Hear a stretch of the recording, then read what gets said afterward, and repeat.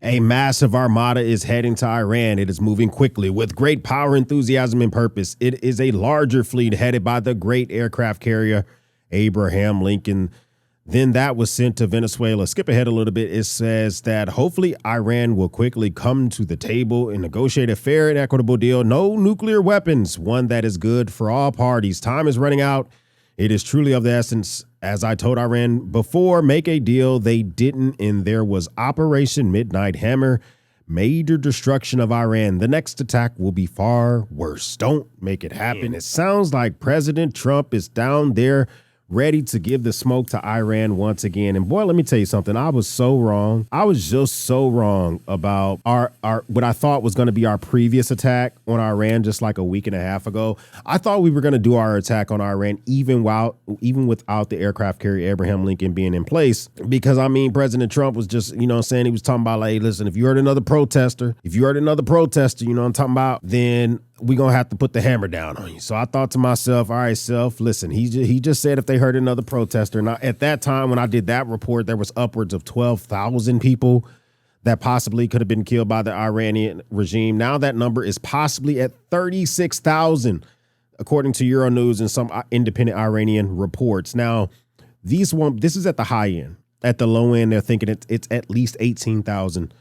But imagine that many people just this month possibly have been yeeted in the country of Iran. And this is the thing, is that if that's true, that is a lot of just reasons why I thought we were going to be going in at the time. And so at the time, they didn't have internet. They didn't have a way to communicate. And we had news outlets in the area, but they weren't allowed to report. CNN was there. They weren't allowed to report. We had other news agencies that were in the country, not allowed to report. So I thought it was go time. I realized that President Trump is one of two type of people. He likes the one and done, fast, get in and get out, or he goes balls to the wall. I use that example of just any strike that he's done. A lot of them have been on the weekend and they've been very, very quick. This armada, as the president has put it, is the largest that we've ever put together. This is larger than what we sent to off the coast of Venezuela. It's even bigger than that. And just look at the assets that we have in the area. I'm talking about possible 7 B-2 bombers have been put in place in places like Guam. We have tons of Tomahawk missiles. We have at least one submarine in the area. We have all sorts of Pegasus refueling aircraft, the USS Abraham Lincoln, of all the destroyers and strike group that goes with that, other U.S. Navy ships such as ships that refuel or ships that can deliver Tomahawks. We have all sorts of F-18s, F-35s, F-16s. Like, we are ready to put down the hammer in the area. And this is something that the Iranian regime has to be thinking about in just a really great capacity. If we look here, normally in the area on the east near the Indian Ocean, we do have air defenses that are in Qatar, along with military members there. We have a naval base in Bahrain. We have joint forces in Jordan, where we have them on their air base in the middle of the country. We have near Amman, near Aqaba, which is near the Red Sea. We have forces. Of course, we have forces in Israel. We always have forces that are kind of at the ready, but we've been pushing those up quite a bit. But listen, I don't think it's just going to be as simple as one and done as we think it's going to be as Operation Midnight Hammer.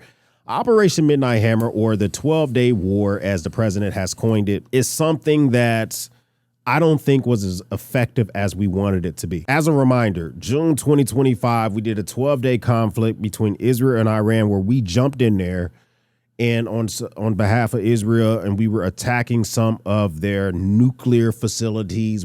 I think we really put a hammer down on top of some of their nuclear facilities, but I don't know if we completely squashed it, obviously, because of some of the things that we're asking for us to possibly not attack. It will lead me to believe that Operation Midnight Hammer was not as effective as we thought it may be. So we've had the humiliation of the 12-day war. U.S. intelligence suggests that the Iran nuclear program was only set back by a few months and it was not completely destroyed. Guys, I'm just going to tell you my opinion on this real quick before I keep giving you the facts. We had Obama. We had Trump 1, we had Biden, now we have Trump 2. All of them doing different things when it comes to Iran, whether it's the nuclear deal or threats like Trump 1, Biden with his threats and all these sanctions and all this economical sanctions. The issue is the regime. I don't think any deal we put together is going to matter if the head and the spine still exist. So even as we boast and brag and the three things that we're requesting, and I'm going to talk about here in a second, I personally don't think that's going to be enough to possibly keep people that my brother and people that I know and I love, or my kiddos, from having to go fight in the Middle East. If we were to pull and go and actually make this happen, I just think it's something that we would have to concern ourselves with. But, it just kind of really does matter exactly what we do. But we really have to think about that, is that the Obama era had the nuclear program, the deal that we had with them, which we pulled out of during Trump 1, and Biden had their stuff. I just don't think that it's going to be enough. So what's the other option that we have? Well, we have the soft regime change. I say soft regime change. I feel like I just coined that. I probably didn't, but that's kind of what we did down there in Venezuela. We did a soft regime change where we went in there. We gave some type of crazy weapon that I've never heard of before. We made their security. We killed a bunch of security forces. We plucked Maduro up out of there. We did a soft regime change, meaning we took out Maduro, but we left his generals and his vice president in place and all that type of stuff. Big picture is I really believe that we kind of threaten them like, hey, you're going to do what we want you to do. Otherwise, you could be next. So is there a possibility that we're considering decapitation versus invasion in Iran? Someone's floating that idea around in the White House, but I don't think it's going to be as effective as Venezuela. Venezuela, I mean, we were able to land a helicopter and get Maduro. I think Iran has like underground facilities that they keep the regime, Ayatollah, all those folks in. And I don't think it's going to be as simple. I think we'd be better off going after like the children of the regime, who's a lot of them live in like Milan and they live in different countries, versus going after them themselves. But I don't know. But decapitation versus invasion, I think we're more scaled towards an air invasion versus a full scale ground assault. I don't think we have the assets in the region for that. But a prolonged air assault, yeah, we've definitely put the assets in place for that. But just because we put those assets in place does not mean we're going to be allowed to use them. If we look here, this is a map of the area.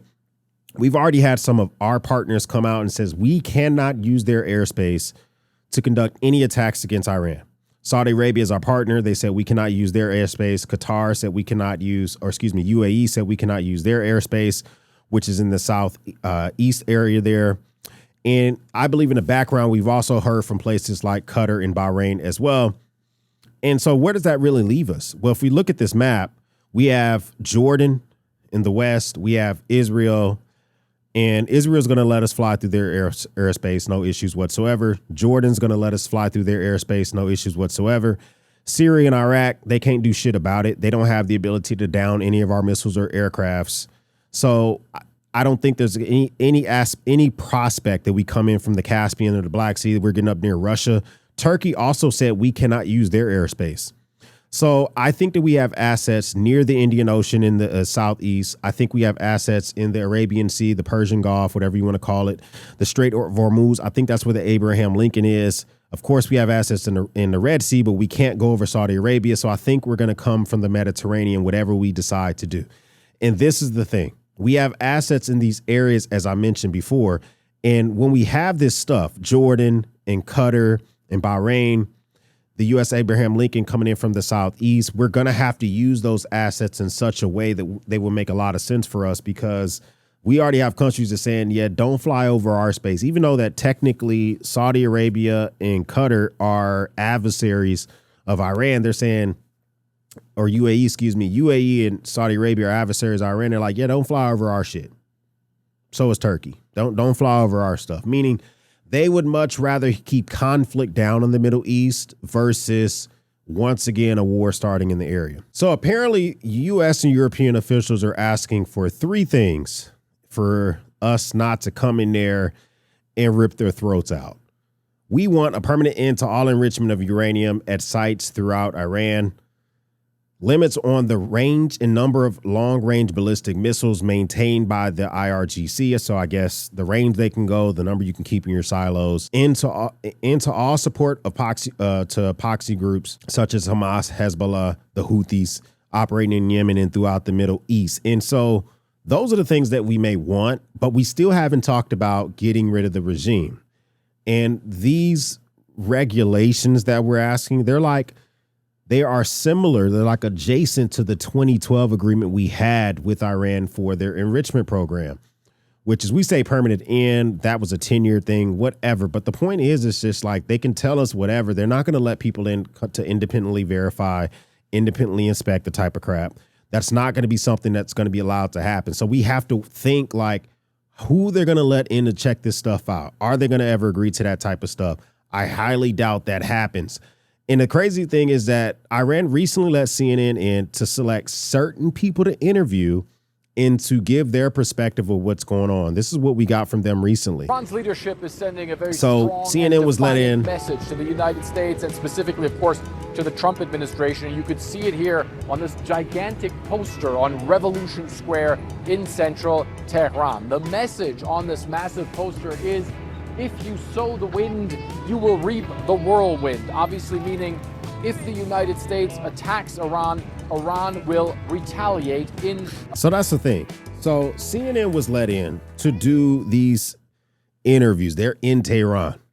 And you got to remember, these protests literally were happening just a couple of weeks ago.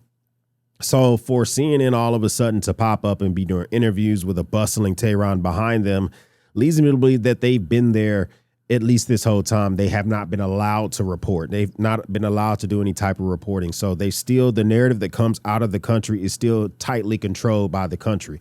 The Houthis have also came out and responded as well. The Houthis have declared that in the event of a U.S. attack on Iran, that they have immediately attack American military ships and commercial vessels within range. The Houthis have the resources for that. They've also said that any ships in the Arabian Sea, the Persian Gulf, whichever side you're on and however you like to call it, are viable targets for them. If they're in Yemen, if they're in Oman, and they see any of our vessels there, they're saying that they're viable targets for them. So that's something else we need to think about as well, is just like, how far do we really want to take this? I think that we've really put ourselves in this weird hole where, once again, I'm fearful that the blood, sweat, and tears of our men and women are going to be possibly used all over again just to go back to war. And that's not something that I'm interested in. I'm really all about the American force. I guess I can understand how this could be beneficial to us, them not having nuclear proliferation and all that other type of stuff. But the centrifuges and enrichment, they could buy that stuff from North Korea and Russia if they really want to get this done. And I think that the only way they think that they forever can keep people out of their business is to have nukes. That's what I think they're going to do.